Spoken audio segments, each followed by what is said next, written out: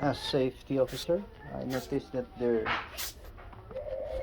electric outlets are very low.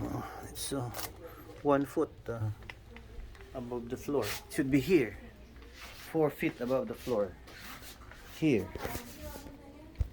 here, for the kids' safety. That one is another one. So it's not good.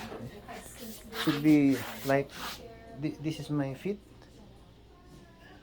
floor there, and then yeah, shoulder level, yeah, breast level, like UAE.